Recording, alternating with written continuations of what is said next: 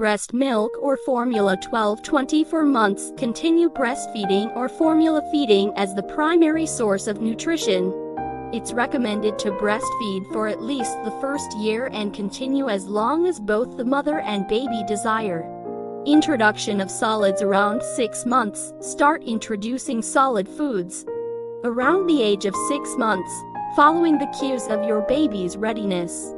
Begin with single-grain cereals, cured fruits like apples, pears, or bananas, and vegetables such as sweet potatoes, peas, or carrots.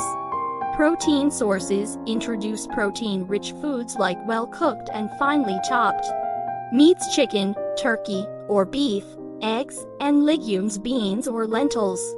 These foods provide essential nutrients for growth and development. Dairy products after 1 year. Introduce whole cow's milk after the first year, as it provides important nutrients like calcium and vitamin D. Limit milk intake to about 16-24 ounces per day. Finger foods. Encourage self-feeding by introducing finger foods. Offer small, bite-sized pieces of soft fruits, cooked vegetables, cheese cubes, and small portions of pasta or rice. This helps develop fine motor skills. Limit sugars and salt. Minimize the intake of sugary and salty foods. Avoid giving processed snacks and sugary beverages. Opt for healthier alternatives like fresh fruits and water. Texture progression. Gradually transition from purees to more textured foods. As your baby gets older, include foods with varied textures to promote chewing and jaw development. Varied diet. Aim for a diverse diet that includes a mix of fruits, vegetables, whole grains, protein sources, and dairy. This helps ensure a well-rounded intake of essential nutrients.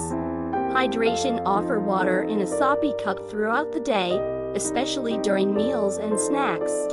Avoid giving juice, and if you do, ensure it's 100% fruit juice and limit it to small amounts.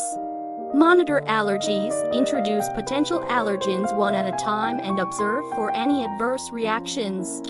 Common allergens include nuts, eggs, dairy, and seafood. If there's a family history of allergies, consult with a pediatrician before introducing these foods. Remember that every child is unique, and their nutritional needs may vary. Regularly consult with your pediatrician to ensure your child is meeting developmental milestones and getting the right nutrients for healthy growth.